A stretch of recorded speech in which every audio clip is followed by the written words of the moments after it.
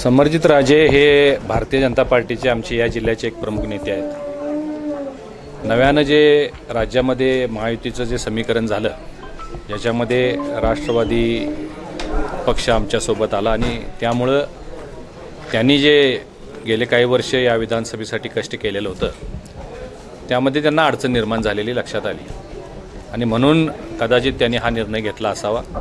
आजच वृत्तपत्रामधून सकाळी बातमी वाचल्यानंतर मी त्यांच्याशी बोललो। मी आज संध्याकाळी त्यांना भेटून विनंती करणार आहे।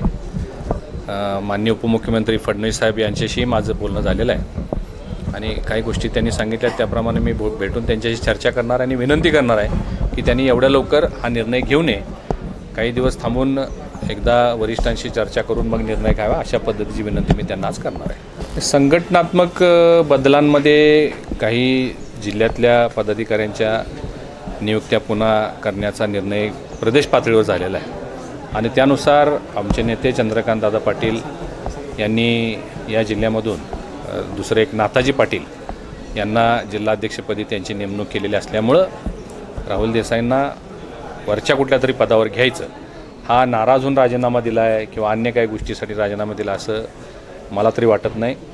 राहुल देसाई हे सुद्धा आमचे भद्रगड तालुका राधानगरी तालुक्याचे एक प्रमुख नेते आहेत आणि भविष्यामध्ये त्यांना भारतीय जनता पार्टीमध्ये वेगळ्या जबाबदाऱ्या दिल्या जातील याची मी त्यांना खात्री दिलेली आहे। हो, मी सांगितल्याप्रमाणे हे निश्चितच आहे की त्यांना विधानसभा लढवता येणार नाही याची कल्पना आल्यानंतर त्यांची भूमिका रास्त आहे, परंतु या जिल्ह्याचा एक भारतीय जनता पार्टीचा कार्यकर्ता आणि पदाधिकारी म्हणून माझी जबाबदारी, आम्ही सगळीच मंडळी आम्ही आज त्यांना भेटणार आहोत संध्याकाळी आणि विनंती करणार आहे की त्यांनी एवढ्या लवकर हा निर्णय घेऊ नये।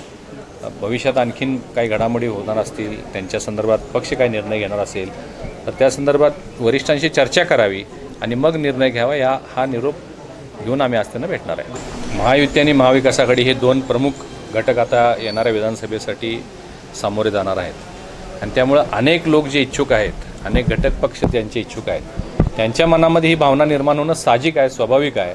किंवा आम्हाला संधी मिळत नसेल तर आम्ही वेगळा विचार करू, परंतु जशा जशा निवडणुका जवळ येतील तसे वरिष्ठ या मंडळींना सोबत घेऊन जाण्याच्या दृष्टिकोनातून ज्या काही उपाययोजना करायच्या असतील त्या करतील आणि फार काय मोठा कोल्हापूर जिल्ह्यामध्ये तरी महायुतीला आम्हाला धोका होईल असं चित्र वाटत नाही। 10च्या 10 जागा ज्या आहेत त्या महायुतीच्या कोल्हापूर जिल्ह्यामध्ये येतील अशा पद्धतीची परिस्थिती आता निर्माण झाली आहे। लाडकी बहीण मुख्यमंत्र्यांची जी योजना आहे ही खूप लोकप्रिय झालेली आहे। उद्याचा जो मेळावा आहे तो लाखाच्या वर महिला त्याला एकत्रित येणार आहेत। आता मी या दोन विषयासंदर्भात आपल्याला आत्ताच माहिती दिलेली आहे की राजांचा जो निर्णय आहे तो त्यांच्या अडचण झालेली जी निर्माण झालेली अडचण आहे त्या संदर्भात ते निर्णय घेत आहेत आणि राहुल देसाईंचा जो निर्णय आहे त्या संदर्भात दुसरे एक पदाधिकारी नेमून राहुल देसाईंना पुढच्या कुठल्या तरी पदावर जबाबदारी देण्याचा निर्णय घेणार आहेत। राहुल देसाई उद्या या कार्यक्रमाला उपस्थित असतील।